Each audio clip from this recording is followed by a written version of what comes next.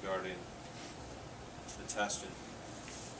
Since Jeff is here, you can explain a little bit to the council on the technical side of the testing locations.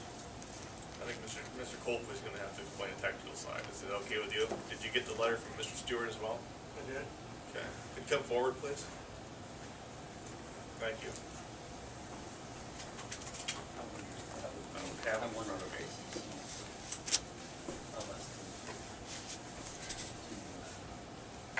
Get very contingent because we still are negotiating. If that's not enough.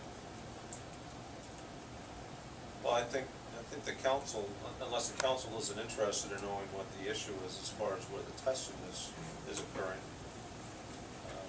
If they're not. That's one thing, as long as we don't.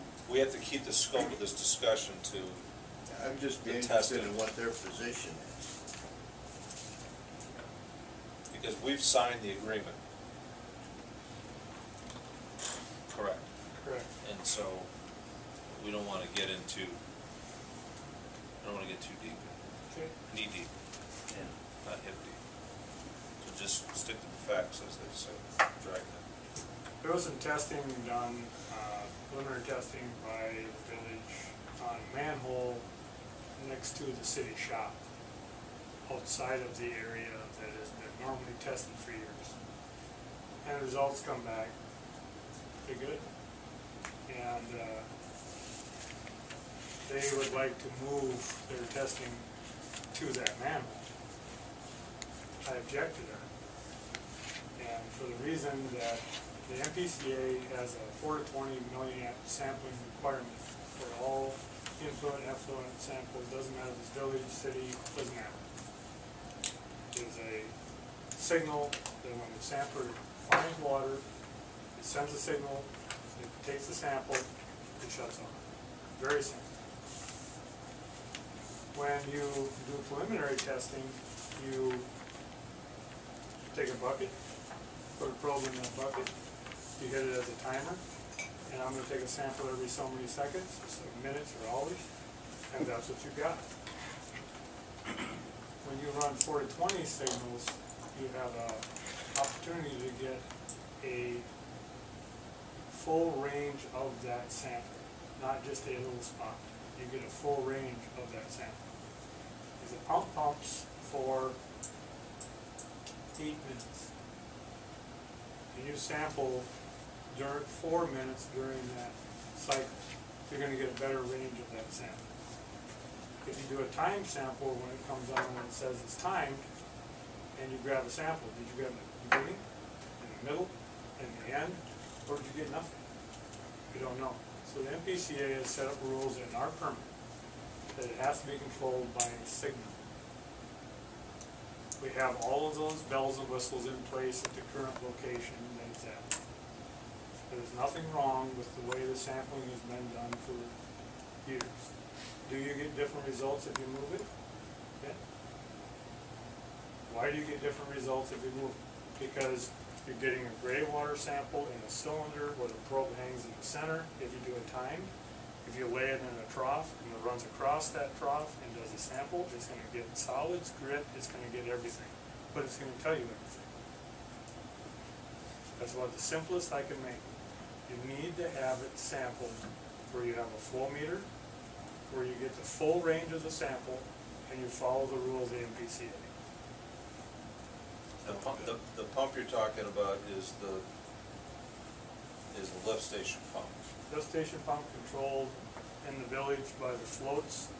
The city of Rushford has no control over that at all. When it pumps, it pumps.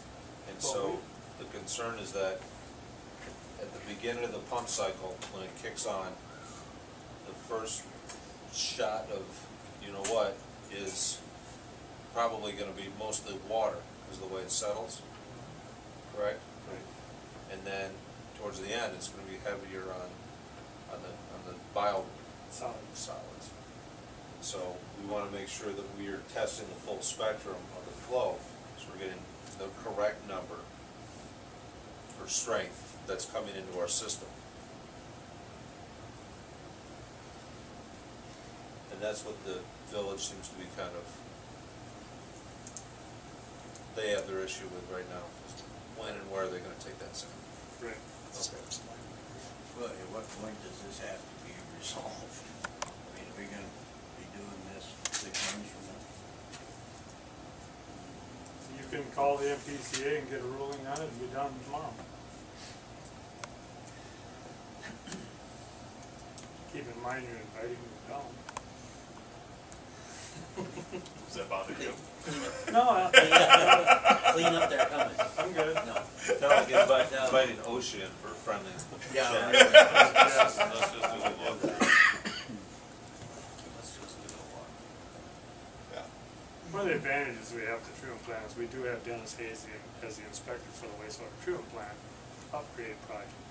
Dennis Hayes is almost a 30-year enforcement officer for the city of Rushford prior to him retiring and taking on this inspector job for the MPCA.